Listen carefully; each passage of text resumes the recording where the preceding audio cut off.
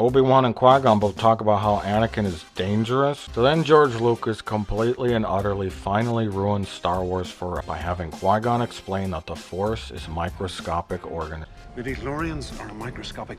Or that microscopic organisms in our cells tell us about the Force. Or something. This entire idea and why this is in the movie is so baffling to me that I cannot even wrap my mind around it. It was never even explored or mentioned in the following two films. I can really only sum it up with one visual image and all, but I just kind of equate this to dangling a shiny object in front of a cat. Gotta try to keep the audience interested in the scene if it's not working.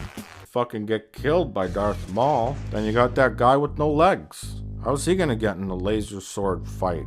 And then of course Yoda. He shouldn't have had any lightsaber at all. But despite all his wisdom and knowledge, Yoda eventually has to take out a tiny baby-sized lightsaber and fight a guy 3 times as tall as he is who has a much bigger lightsaber. My problem with this is that Yoda has a handicap based on his physical limitations when his character should be above that sort of thing.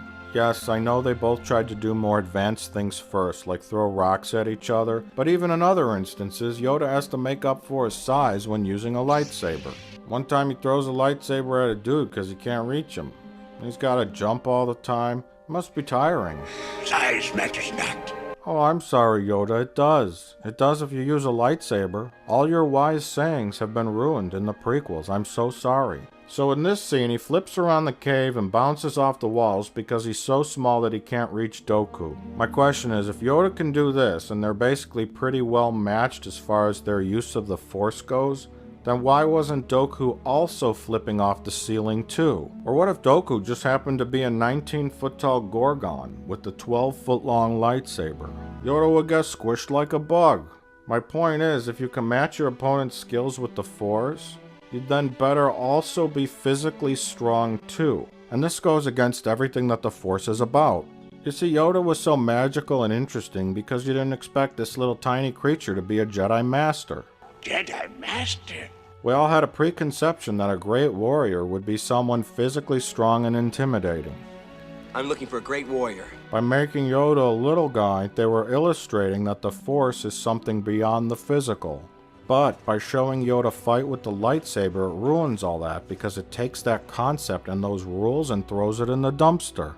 Right next to Bambi. You see, I'm not even sure if Lucas actually understands Star Wars, or anything that happened in The Empire Strikes Back. Right off the bat, this scene ruins the uniqueness of being trained by Yoda. Was I any different when you taught me? Now it's like a crowded public school or something.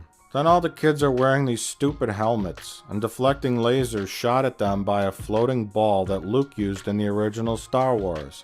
Now call me crazy, but I always just assumed that Han Solo had a helmet there just lying around. You know, because he was a pilot. One with a blast shield down to protect your face from like space radiation or whatever. And since they were all playing games in the game room, I just kind of assumed that that ball was like a game or some kind of target practice thing. Kind of like Obi-Wan devised some kind of makeshift training exercise while they were killing time. But I guess it's an official training device for young Jedis. Are we supposed to believe that he had one of those training balls in his chest all those years and brought it with him?